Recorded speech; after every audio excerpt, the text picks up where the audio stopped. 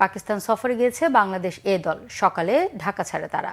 দুটি 4 দিনের ও 3টি একদিনের ম্যাচ খেলতে 6 আগস্ট পাকিস্তান সফরে যাওয়ার কথা ছিল বাংলাদেশ এ দলের। তবে দেশের পরিস্থিতি স্বাভাবিক না থাকায় নির্দিষ্ট সময়ে যেতে পারেনি ক্রিকেটাররা।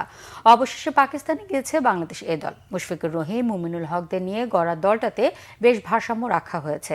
জাতীয় দলের সিরিজের আগে পাকিস্তানে এ দলের সফরটা গুরুত্বপূর্ণ বিসিবি নির্বাচক আব্দুর রাজ্জাকের কাছে। এই দলে থাকা মুশফিক, মুমিনুলরা খেলবেন জাতীয় দলে। তার মতে পাকিস্তানের কন্ডিশন এ দলের অনেকের জন্য বড় পরীক্ষা। আইসিসি টেস্ট চ্যাম্পিয়নশিপের অংশ হিসেবে 2 টেস্টে খেলতে পাকিস্তান সফরে যাবে জাতীয় দল। 13 আগস্ট মাঠে গড়াবে প্রথম 4 দিনের ম্যাচ। দ্বিতীয়টি শুরু হবে 20 আগস্ট। 26, 28 এবং 30 আগস্টে হবে একদিনের সিরিজটি। সবগুলো ম্যাচই হবে ইসলামাবাদে।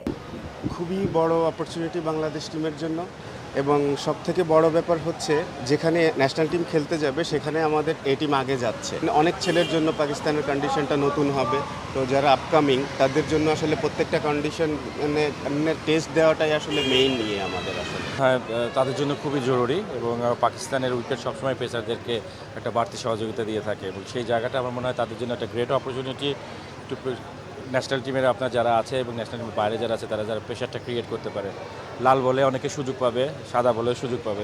আমরা মনে করি যে বাংলাদেশ ক্রিকেটকে সামনের দিকে যদি এগিয়ে নিতে হয়, তাহলে আমার কাছে মনে হয় যে তাদের অবশ্যই জানা বলার হতে হবে, এবং ইন্টারন্যাশনালি যদি আমরা সাকসিড হতে চাই তাহলে আমাদের মনে হয় যে এই জেনারেশনকে অবশ্যই পারফর্ম করতে হবে।